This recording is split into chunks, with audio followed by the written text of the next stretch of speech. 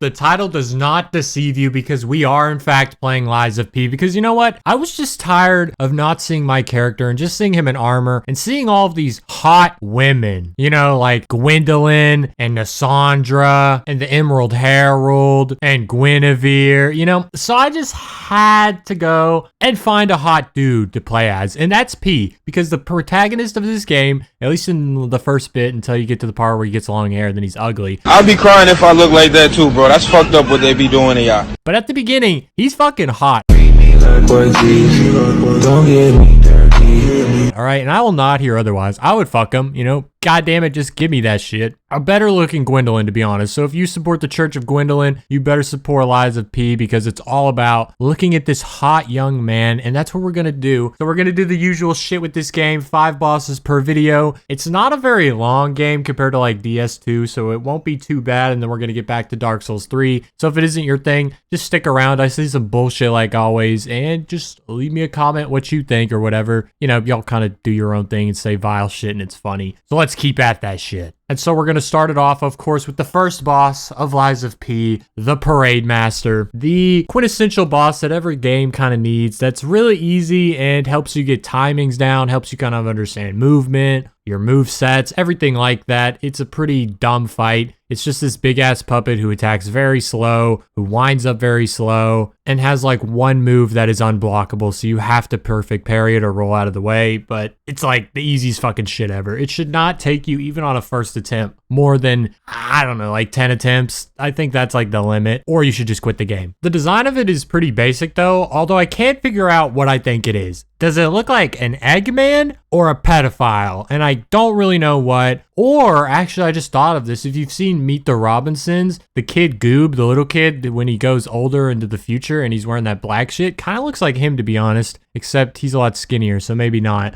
But it's just the goofiest looking motherfucker ever. He's wearing these goofy ass striped pants, a pretty fire red jacket. If we're gonna be real, he's kind of dripped out, but he's got no fucking giant ass booty like our dear Asylum Demon, so doesn't matter. And he's just got that fucking big ass Eggman mustache that's pretty swag, and then like horrible hair. Bro needs to fix that shit. He doesn't have like a double chin. He just has like the biggest chin ever. He's got the nega chin. Wait, what? And his fucking head is like a goddamn triangle because he's wearing the smallest hat ever that fits just perfectly on his tiny ass forehead. Somehow he's got the biggest forehead because he has a receding hairline, while also having the smallest forehead because he's wearing the smallest but longest hat I've ever seen. There's something fucked up about this guy. I don't know who made this, but they made such a bad puppet, alright? Fuck this guy. He must have been the parade master of kids, because he is a pedophile and I would not let my kids anywhere near this. Even if it was like, oh, we're having a parade for Christmas, come over. Like, oh, the parade master's leading it? Fuck no. Especially with those fucking sharp ass claws he's got. Somebody made this for devious purposes, and I do not believe otherwise. It just can't be overlooked that this guy is definitely on the sex offender registry, even if it doesn't exist, because he created it. They could have just avoided all of this if they just made him have a giant fucking dumper, alright? That's all it would have took for me to not make fun of him, but they didn't do it. No fucking balls, Neo is. What the hell? Speaking of big ass though, we go to the next boss with the Mad Donkey, and the Mad Donkey is probably the first time I was kind of really interested in the game, because the beginning of the game just plays out kind of normal as the Souls-like go. You know, you fight the big boss, whatever, but then you get to the Mad Donkey boss fight, and the Mad Donkey is a human. He's what they call a stalker, and so he's of normal size. It's not like DS2 or 1 where they have giant fucking 10-foot tall humans while you're like a 5'8" manlet. Mad Donkey fights very differently from those big size bosses. He moves around. He can be backstabbed as well, so if you work your way around that, you can make the fight really easy, but he just works differently. He still does like combos, has patterns and whatnot, but his attacks come much swifter, and his positioning towards you so that he lands these big hefty blows is pretty interesting. He doesn't just swing around without moving his feet. He does move towards you with his strides and swipes. It's pretty cool. It's one you'll probably struggle with early just because it is way different than most other games has it. It's kind of like fighting like an Invader in Dark Souls, except like with a boss health bar. Like they are tanky and they do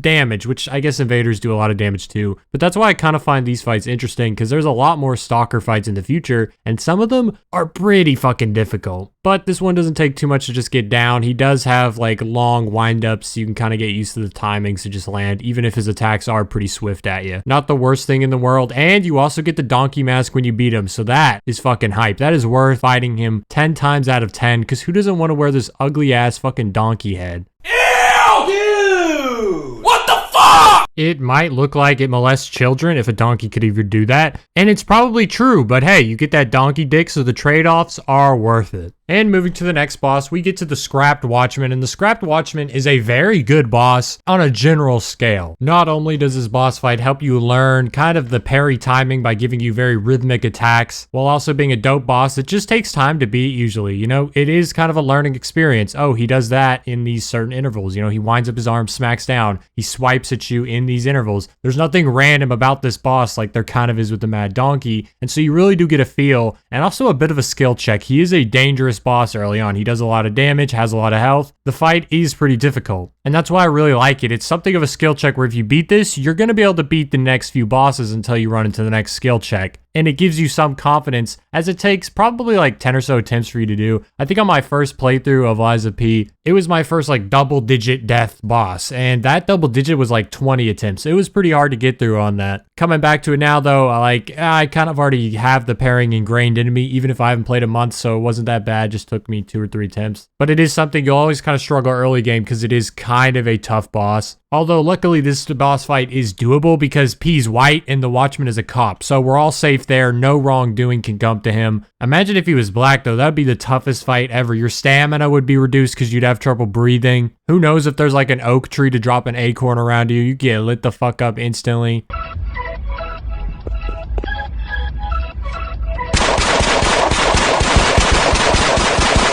There's just so many things that could go wrong if P wasn't normal color, you know what I mean? But even though he is a cop, we do respect this boss because it is a dope fight, and I will not take any lip about that. Blue puppet lives matter, alright? And with the theme of puppets going, because we're fucking playing Lies of P, we go to the next boss called the Puppet of the Future. Wow, I wonder what you're thinking right now. Is it a dishwasher? No.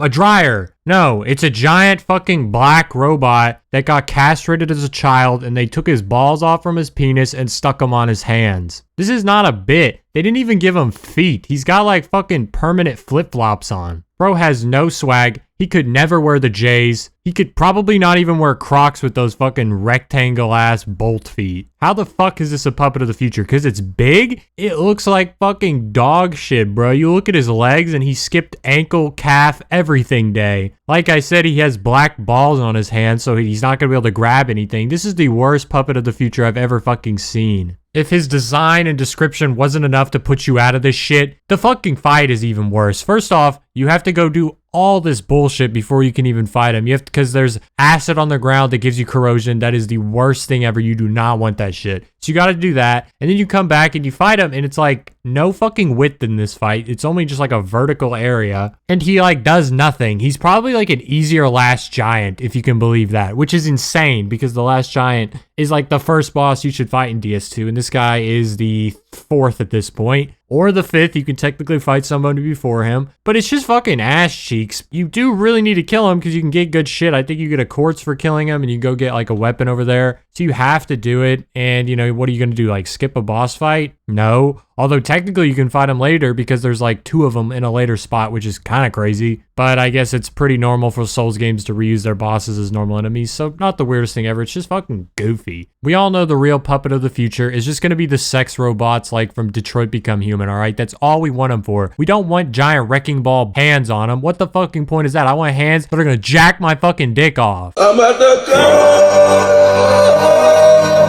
Damn. Fucking dumbass motherfuckers made this shit. This is why their society fell, alright? Because they didn't have the fucking knowledge to know not to make the worst puppet I've ever fucking seen. And so fuck that. We're gonna go to the next boss that's not even a puppet. It is another stalker. And honestly, This is like the worst thing to fight early on because this motherfucker attacks so goddamn fast and is relentless. He's got like this rapier and he just fucking flings it at you every 3 seconds. The only way you're gonna win is if you just keep spamming the parry button until, I don't know, his shit breaks, or you can fucking clobber the shit out of him with a heavy slam so that you can do the finisher on him, or you just get behind him. But like I said, he's so fast it's kind of hard to fucking do, especially since you're in like a living room with a workbench in the middle of the fucking room. This is such a shit area to fight in, and it's a shitty boss. Wearing his goofy little Mickey Mouse hat, and he's obviously a Dex user, so he definitely just wants you to peg him. Like, come on, dog, just give up and I'll binge you over on the workbench and take care of you. But don't try to fight me because you a bitch. I think on my first playthrough, he did actually give me some pain, but it really wasn't that bad because, like I said, you just fucking like spam parry when you're blocking and you'll just get a few and kill him. But it's pretty painful because it's such a shitty little spot to fight him. But he is very skippable. One of my friends didn't even know he was there until I told him later, like, oh, you remember the mouse guy? And he's like, no. So he went back and fought him and, you know, whatever. But it's pretty easy to miss. It's not on the way to the next boss, but, you know, it's just something I gotta do because I'm gonna beat all these bosses for these videos because I just love you all like that and I love to give you all the content I can.